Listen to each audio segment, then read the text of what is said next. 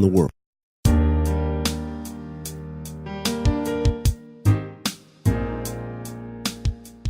Hi, welcome to the Advisor Alice's life coaching series, Who Am I?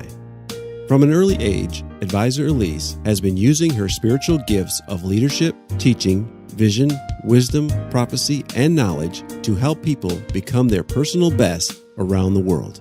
After hitting several roadblocks in life, Alise experienced firsthand the truth. God has the keys to open the door to all in which you desire. Today, we invite you to listen to her message about the 4 truths that will help you renew your mind.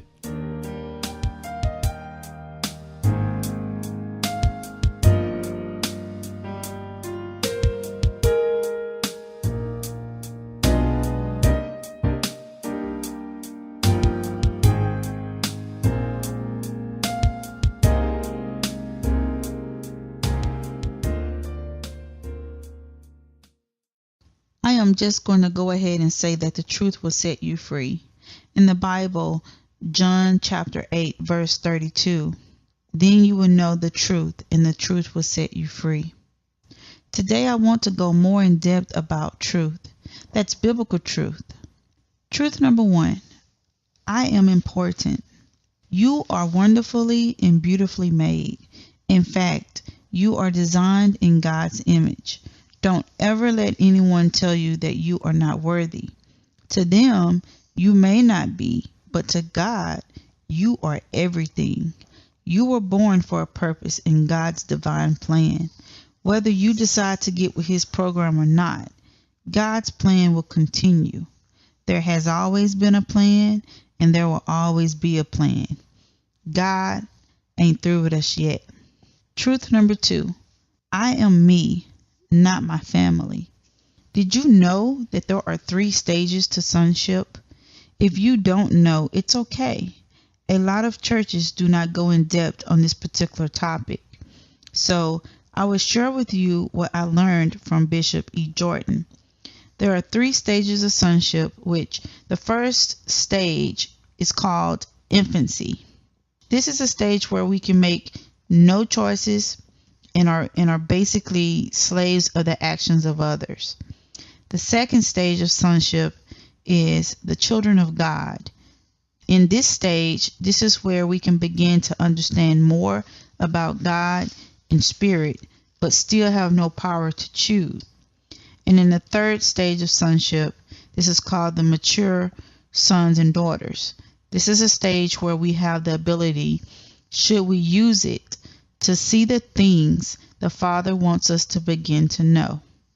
It is very important to understand that you cannot control what happened to you in your childhood. You were reaping what your mother and father sowed. You can't beat yourself up for things that happened to you or what you may have done to others. Everybody goes through this because it is the first stage of sonship. In other words, this is your first stage in your spiritual walk. As you grow more in the spirit and get out of infancy, you will move into the second stage of your spiritual walk. Unfortunately, many individuals stay at this stage while on earth.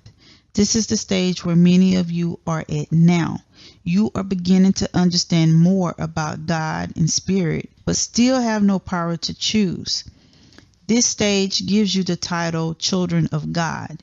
Yes, indeed, you are God's child, but you still have some more work to do spiritually. I like to look at this stage as an opportunity to reflect upon the generational patterns of your family. You need to be able to look at the men and women in your family as far back as possible to understand how the generational pattern impacts you and how significant you are to God's divine plan.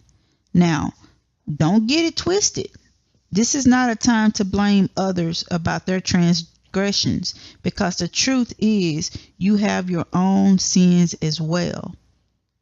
And this leads me to the third truth, which we fall down, but we get up. The Bible clearly states, for all have sinned and fall short of the glory of God, as found in Romans chapter 3, verse 23. Notice that have sinned is in past tense. Equally important, notice how fall short is in present tense. This is huge, people. It's very clear that everyone has sinned, but we all fall short. That means that we will have some challenges in life. However, it does not change the position of God's favor for your life. You are still number one in God's eyes. Your Christ self will not let you stay down, but you will learn some things in the process.